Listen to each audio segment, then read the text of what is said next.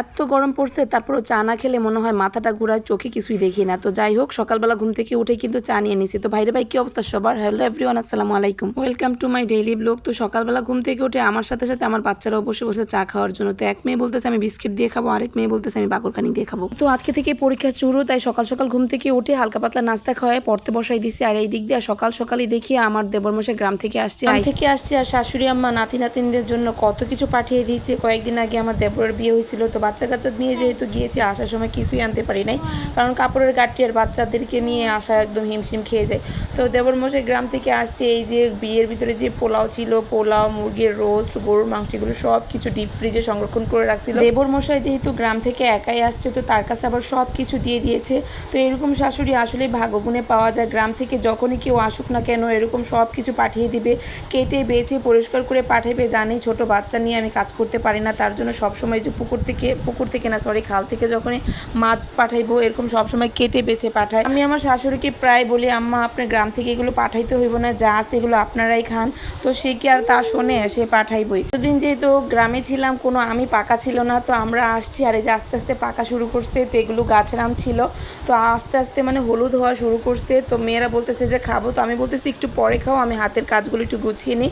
সব কিছুই কিন্তু ধুয়ে পরিষ্কার করে পাঠাইছে। তো এগুলো আমি তারপরে আবার একটু ধুয়ে পরিষ্কার করে সব কিছু ফ্রোজেন করে রেখে দেবো, কারণ একদিনে তো আর এতগুলো খাওয়া যাবে না। তো এগুলো আমি আবার 2 দিন করে রাখলাম। হচ্ছে বিয়ের অনুষ্ঠানের মুরগি আনা হয়েছিল 100টা প্লাস, তো সেখান থেকেই এগুলো আবার অল্প কিছু রেখে দিছিল খাওয়ার জন্য। তো আমার এখানে কিছুটা দিয়েছে, আমার শাশুড়ি আম্মা কিছুটা রাখছে। এগুলো গোছগাছ করতে বাচ্চাদের স্কুলের সময় হয়ে গেছে, তো তাদের সকালের খাবারটা আজকে পোলাও আর রোস্ট দিয়ে দিলাম। আর খাওয়া দাওয়া করে আমার দোনো মেয়ে স্কুলে চলে গেল, কারণ তাদের আজকে প্রথম পরীক্ষা ছিল।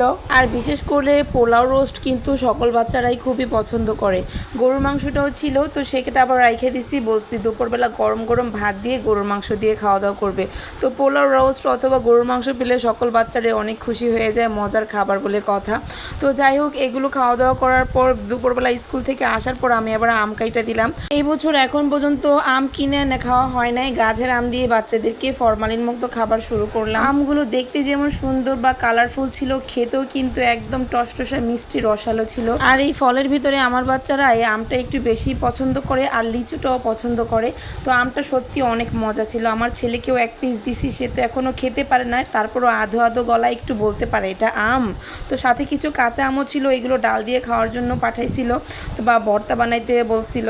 তো আবার ছেলেটা আমগুলো ধরতেছে, আর দেখেন কি বলতেছে আম, এটা কি বাবা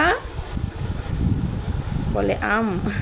তো যাই হোক, তো বিকালের নাস্তার জন্য আবার কি দেবো বাচ্চাদেরকে, কিছু না কিছু তো তৈরি করে দিতে হয়। ফ্রিজে কিছু ছোলা বুট ছিল, তো সেগুলোই আজকে বিকেলের নাস্তার জন্য বানিয়ে দেব। বিশেষ করে ছোলা বুট দিয়ে কিন্তু মুড়ি খেতে ভালোই লাগে, তো আমি মুড়িটাও বানিয়ে নেব। কিছু পেঁয়াজ আর মরিচ কাইটা নিলাম, আর আমার কাছে তো বিশেষ মশলা আছেই, মুড়ি মাখার মশলা, সেটা দিয়ে যে মুড়ি বানিয়ে দিলাম। তো বিকেলের নাস্তা হিসেবে সবাই মিলে আজকে ঝালমুড়ি খেয়ে নিলাম। তো এই হচ্ছে আজকে সারাদিনের ব্লগ। কার কাছে ভিডিওটা কেমন লাগছে অবশ্যই কমেন্টসে জানাবেন, আর আপনাদের একটা কমেন্টসই পারে আমার ভিডিও করার আগ্রহটা আরও বাড়িয়ে দিতে। সবসময় সকলের পাশে থাকার চেষ্টা করি, আপনারাও পাশে থাকবেন। আজকে এই পর্যন্ত, সবাই ভালো থাকবেন, আল্লাহ হাফেজ।